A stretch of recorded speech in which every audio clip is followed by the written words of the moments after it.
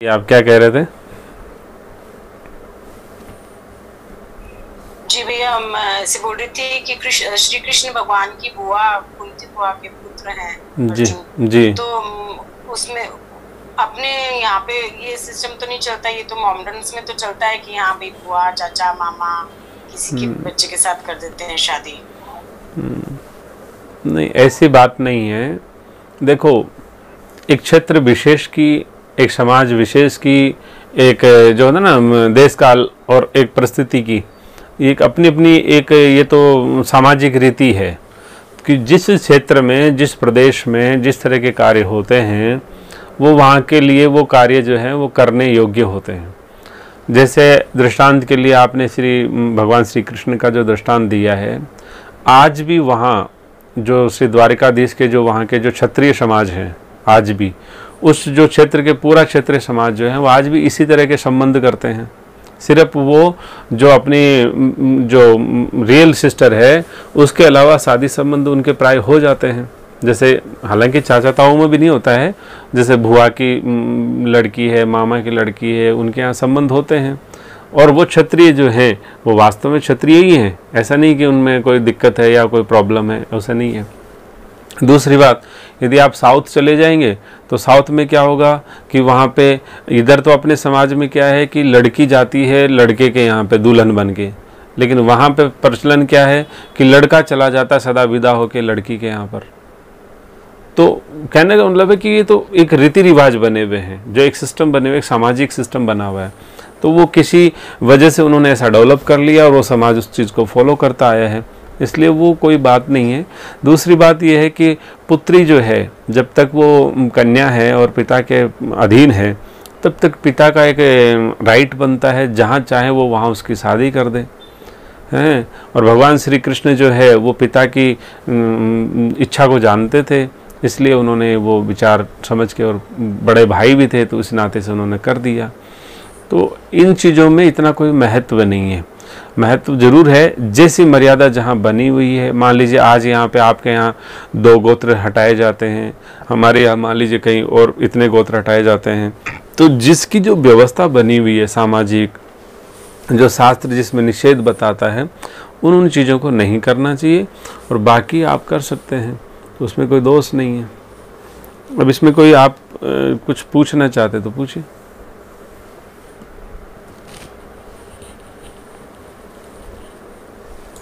ठीक है भैया, नहीं ठीक है। नहीं, आई थिंक। और भैया ये जो मॉमडन्स होते हैं ये तो जैसे वर्ण भी नहीं मानते हैं, ये मानते हैं वर्ण वगैरह? निसंदेह कोई भी ऐसा नहीं है जीव धरा पर जो कि उसमें वो आता नहीं है अपने आप को, वो चाहे स्वीकार ना करे। मान लीजिए मैं कह दूँ साहब मैं तो किसी वर्ण में नहीं हूँ, तो मेरी एक्टिविटी से पता चलेगा कि कौन वर्ण है। उनके वहाँ भी इस तरह से वर्ण व्यवस्था होती है। जैसे अपने यहाँ पे व्यापारिक मंडल जो होता है वो प्राय वैश्य समाज से बिलोंग करता है, तो इस तरह से आर्मी वाले जो हैं प्राय क्षत्रिय समाज वाले होते हैं। तो इस तरह से जो कर्मकांड आदि कराते हैं वो ब्राह्मण होते ही होते हैं, जो सेवा कार्य में रत होते हैं वो शूद्र होते ही होते हैं। तो बहुतायत ऐसा ही देखा जाता है। इसी तरह से यही सारी चीज़ें उनके यहाँ भी है। एक विशेष व्यापारिक वर्ग है, वो उनका वहाँ अलग नाम दिया गया है। जो ज्ञान देता है उनको मुल्ला मौलवी बोलते हैं, अलग अलग नाम है, लेकिन वहाँ भी वही सिस्टम है। उस सिस्टम से बाहर कोई निकल ही नहीं सकता, क्योंकि सनातन का सिद्धांत है ना वो, उससे बाहर निकल कैसे सकते हो आप। ये अलग बात है कि हम साहब ये तो सनातन हिंदुओं का है इसलिए हम इसको नहीं फॉलो करेंगे, वहाँ ब्राह्मणों को साहब ब्राह्मण बोला जाता है, हम यहाँ ब्राह्मण नहीं बोलेंगे साहब, हम तो मौलवी बोलेंगे साहब, हम तो अमुक नाम देंगे साहब। दे दो, उससे क्या फ़र्क पड़ता है। जी जी भैया। अंग्रेज़ों के यहाँ भी वर्ण व्यवस्था है, मुसलमानों के यहाँ भी वर्ण व्यवस्था है, फारसियों के यहाँ भी वर्ण व्यवस्था है, यहूदियों के यहाँ भी वर्ण व्यवस्था है। तो ऐसा कोई समाज ही नहीं जहाँ वर्ण व्यवस्था नहीं है। सिखों के यहाँ भी वर्ण व्यवस्था है, जैनिज्म के भी यहाँ वर्ण व्यवस्था है। तो खैर वो तो अपने ही है, लेकिन कहने मतलब है कि सब जगह वर्ण व्यवस्था है। वर्ण व्यवस्था का मतलब है ये सनातन के द्वारा प्रतिपादित एक सिद्धांत है, जिस सिद्धांत के अंदर ही सब लोग आएंगे, उससे बाहर जा ही नहीं सकते, वो चाह कर ही नहीं जा सकते।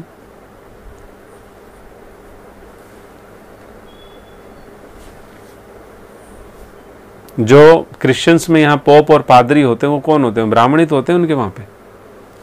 और जो राजा होते हैं जैसे रानी है, क्वीन है, वहाँ की जो हिजाइनेस हैं, जो भी हैं, वो वहाँ के क्षत्रिय हैं। जैसे हमारे जो जयपुर के जो गायत्री देवी जी जो थे, उनका जो पुत्र है, उस पुत्र की एक पुत्र वधू थाईलैंड की थी, तो थाईलैंड की राजकुमारी थी। वो बेटा भी अंतिम समय में आ भी गया था उस राजकुमारी का, तो वो थाईलैंड की थी, तो उसका संबंध हुआ है। तो कहने का तात्पर्य यही है, ये तो वर्ण व्यवस्था अभिन्न अंग है समाज का। समाज उससे बाहर रह के जी नहीं सकता। जैसे बिना सांसों के शरीर नहीं चलता है, ऐसे ही बिना वर्ण व्यवस्था के समाज सर्वाइव नहीं कर सकता। ये अलग बात है कि देश कालखंड की वजह से, या फिर अब मान लीजिए कि आप पंजाब की तरफ चले जाएंगे तो भाषा की वजह से उसकी नाम और वो बदल सकता है, बाकी वो सिस्टम तो वही रहेगा। एक प्रोसेस तो जो स्ट्रक्चर, जो बेसिक स्ट्रक्चर है समाज का, वो तो वैसा का वैसा ही रहेगा। उसको कैसे बदल दोगे आप? भाई ईश्वर ने बनाया है कि इंसान पाँव से चलेगा, तो पाँव से चलेगा तो हाथों से चल के बताओ कितने लोग हैं दुनिया में हाथों से चलते हैं, जो नहीं चल सकते। तो ये एक भी कंपल्सरी सिस्टम बना दिया है कि हाँ, ये तो एक सिस्टम कंपल्सरी सबको फॉलो करना ही पड़ेगा, चाहे वो नॉइंगली करे चाहे अननोइंगली चले, कैसे भी करे।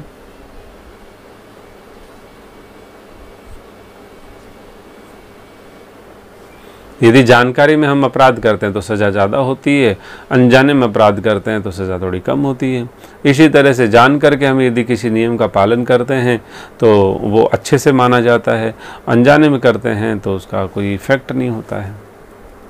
उसमें गतिकार इन चीज़ों का विज्ञान आपको समझ में नहीं आएगा क्या है।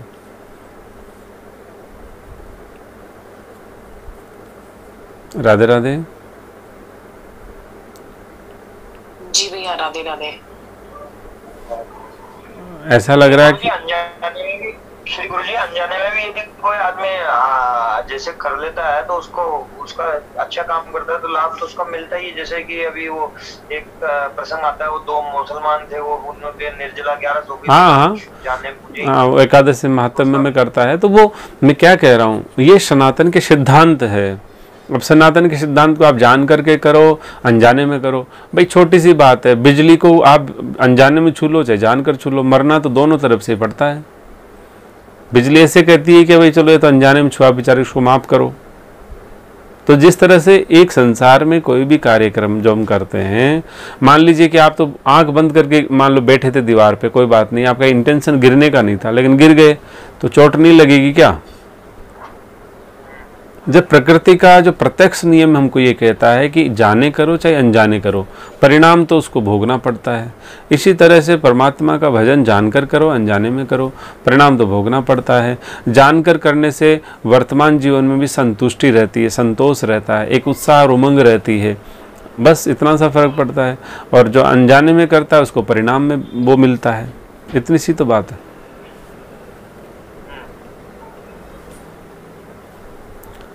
प्रीति जी शायद जैसे हाँ, नहीं मैं ये पूछ रही थी भैया कि जैसे मैंने अलग रूम में सोना चालू किया है, तो मैं ऐसे सोच रही हूँ कि इस चीज के लिए मैं संकल्प नहीं लूं। नहीं, हाँ, कोई बात नहीं। हाँ नहीं, वो कोई बात नहीं है, संकल्प की बात नहीं है। मेरे ख्याल से अगर संकल्प लेते हैं तो फिर और फिर फॉलो नहीं कर पाते हैं तो फिर दोष लगता होगा। नहीं, और स्वतंत्र प्राणी को स्वतंत्र होता है तो वो तो संकल्प मान लो कदाचित ले भी ले, लेकिन जो प्रतंत्र होता है, किसी के अधीन होता है, वो स्वतंत्र, वो कैसे संकल्प लेगा? ऐसे संकल्प जो नहीं लिए जा सकते, नहीं निभाए जा सकते। तो गृहस्थी में है, दाम्पत्य जीवन है, तो उसमें हम नहीं निभा सकते, तो उसमें ऐसे संकल्प की बात नहीं है, सावधानी की बात है। भाई हम इसलिए ये निर्णय ले रहे हैं कि ताकि साधना का हमको अतिशीघ्र लाभ मिल जाए, हैं, साधना का लाभ जल्दी मिले, उसका परिणाम फिर अपने परिवार को प्रकाशित करें, परिवार से फिर समाज की तरफ जाए। तो वो एक लाभ जल्दी मिलने के कारण से कुछ एक बेसिक्स स्टेप्स अपन सही उठाते हैं तो जल्दी लाभ मिल जाता है, बस उसमें संकल्प और विकल्प की कोई बात नहीं है। ये तो एक सावधानी है। जी, कल मम्मी को तो मैंने ऐसे बोला था कि ना इधर ठंडी हवा आ रही, मैं इधर सोऊंगी। हाँ, इनको मैंने बोल दिया था कि मैं ना इसी रूम में सोऊंगी, दूसरे रूम में सोऊंगी। हाँ, कोई नहीं, वो एक व्यवस्था है अपनी, तो अपन बना सकते हैं। बाकी मुझे लगता है कि कई लोगों को वर्ण व्यवस्था को लेकर और इन चीज़ों को लेकर बहुत सारे प्रश्न होंगे, बहुत सारे सवाल हो सकते हैं। तो मैं चाहता हूं कि भाई आप एक एक पर्टिकुलर कोई प्रश्न पूछेंगे तो जवाब दिया जा सकता है। बाकी वर्ण व्यवस्था एक बहुत बड़ी व्यवस्था है और उसके ऊपर बहुत बारीकी से समझना ये इतने छोटे टाइम में नहीं हो सकता। लेकिन यदि किसी के लिए बहुत चुभने वाली बात हो, व्यक्ति विशेष की कोई अपनी जिज्ञासा हो, तो उसका जवाब तो दिया जा सकता है, वर्ण व्यवस्था के संदर्भ से भी दिया जा सकता है। भैया मेरे को तो अभी तक यही ध्यान था कि सिर्फ हिंदुओं के लिए वर्ण व्यवस्था है, मुझे पता ही नहीं है कि कोई भी कास्ट हो चाहे सभी के लिए वर्ण व्यवस्था है। अच्छा, दूसरी चीज मैंने एक माँ को ऐसे अपने बेटे को बोलते हुए सुना है कि बेटा लव मैरिज तेरे को करनी हो तो कर लेना, लेकिन ना मोमडन की बेटी मत लेके आना।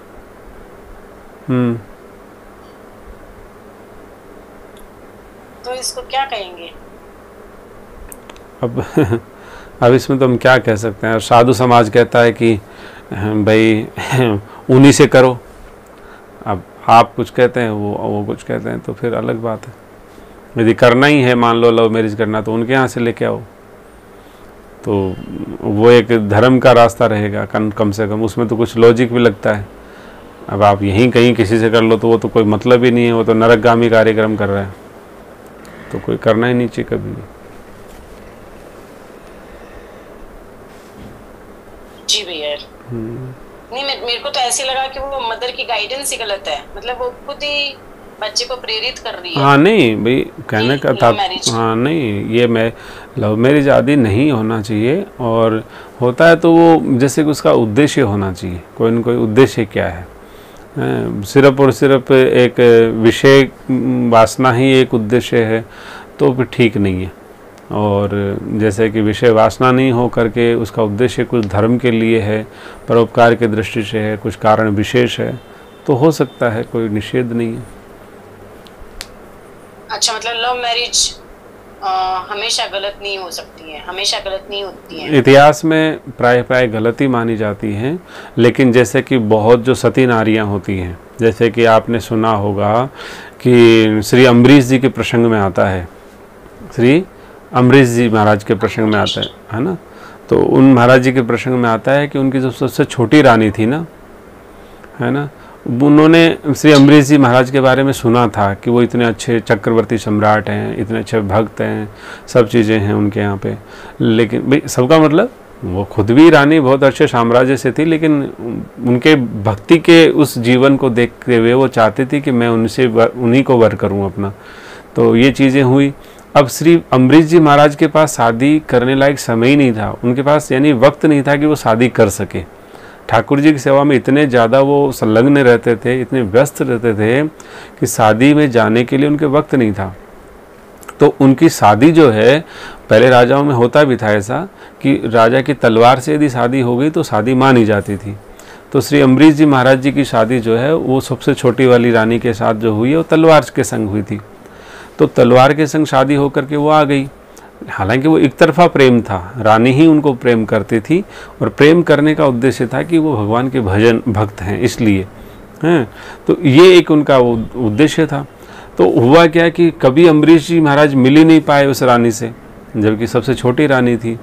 लेकिन धीरे धीरे क्या हुआ कि जब रानी की भक्ति का प्रकाश, वो उनका जो प्रभाव और प्रकाश जो है राजा महाराजा तक पहुंचा कि रानी जब भजन गाती है या रानी जब सेवा करती है तो ठाकुर प्रत्यक्ष होकर सेवा करवाते हैं, जैसे ठाकुर जी प्रत्यक्ष होकर सेवा करवाते हैं। तो उस प्रसंग में फिर राजा को क्यूरियोसिटी हुई, राजा चाहते थे ऐसा दर्शन करें देवी का। तो बहुत लंबे समय बाद में श्री परीक्षित जी महाराज, जो अम्बरीश जी महाराज हैं, वो रानी के दर्शन करने यानी कि उस समय इसलिए जाते हैं। तो दोनों का भी एक दाम्पत्य जीवन है, लेकिन देखो कितना विशुद्ध प्रेम के आधार पर है भी, उस दाम्पत्य का आधार ही विशुद्ध प्रेम है। तो प्रेम से शादी तो की जा सकती है, लेकिन ऐसा नहीं कि वो निषेधात्मक है, लेकिन कुछ मर्यादाओं के साथ। मर्यादा, सबसे बड़ी मर्यादा ये है कि आपका उद्देश्य क्या है। यदि मात्र एक फिजिकल अट्रैक्शन है या फिर एक वासना ही है, तब तो फिर वो निषेधात्मक है, फिर तो नहीं करना चाहिए। और यदि परोपकार का उद्देश्य है, कुछ उसमें गहन उद्देश्य है, तब करना चाहिए। यदि करना ही हो तो।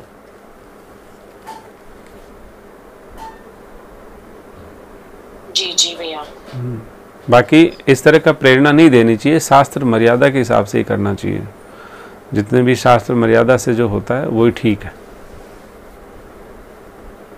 अधिकांशतः इनके परिणाम जो होते हैं वो हितकर नहीं होते हैं प्राय, क्योंकि जीव है ना, उस जीव के संस्कार तो इतने ज़्यादा हैं। अब आप बताओ कि एक छोटी सी बात है, मान लीजिए कि आप किसी को कहते हो देखो कि देखो बेटा मैं तुम्हें ये कह रही हूँ, अभी ये जो मान लीजिए कोई फिल्म चल रही है या कुछ और ऐसा चल रहा है, या मान लीजिए देख वहाँ मत जाना तुम, है ना, वो दोनों अंदर हैं, या इस तरह से, यानी कि किसी भी जीव को आप निषेधात्मक आज्ञा दोगे ना, जैसे किसी भी बच्चे को दो, बुढ़े को दो, किसी को भी दो, तो जब आप उसको ये कहोगे ना कि तू ये मत करना, जब आप ये कहते हो कि तुम ये मत करना, तो आप देखो उसके संस्कार इतने प्रबल हो जाते हैं वही करने के लिए, उसके संस्कार उसी कार्य को करने के लिए प्रबल हो जाते हैं। नहीं मुझे तो वो करना है, यानी कि उसका चिंतन स्वाभाविक मन लगने लग जाता है उधर में कि ये क्या बात है, आज उन्होंने ऐसे क्यों बोला है, इसके अंदर क्या रहस्य है, हमेशा तो ऐसे नहीं बोलते हैं, ज़रा देख लूँ क्या, वो तो नहीं देख रहे हैं, यानी कि ऐसा विचार आने लग जाता है। तो क्यों आता है? क्योंकि अनादिकालीन समय से, जब से ईश्वर से, परमात्मा से, परमेश्वर से जीव अलग हुआ है, तब तक उसने वही किया है जो नहीं करने योग्य था। आप समझ पाए कि जब से ईश्वर से जीव अलग हुआ है तब से उसको उसकी आदत, अभ्यास इतना बड़ा पड़ गया है कि उसने सदा वही कार्य किया है जो उसको नहीं करना चाहिए था। तो जब हम निषेधात्मक कार्य करने के लिए उसको मना करते हैं तो वो वही करता है जो निषेधात्मक होता है।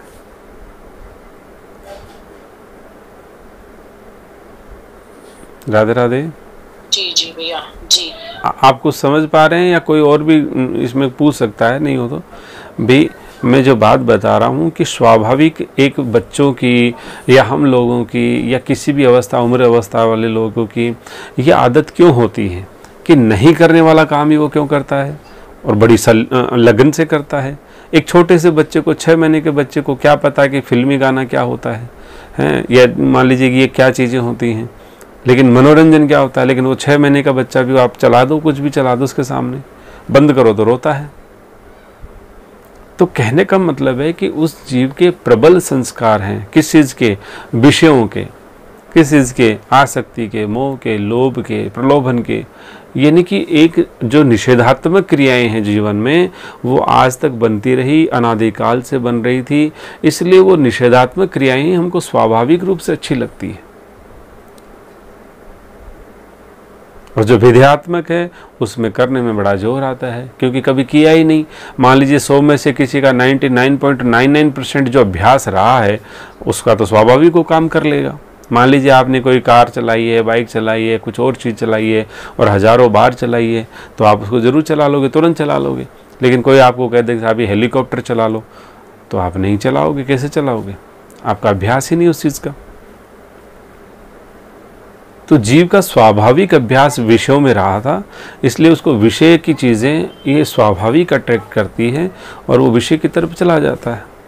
इसलिए जीवन में हमारे सदा शास्त्र मर्यादा से ही हर कार्य होना चाहिए।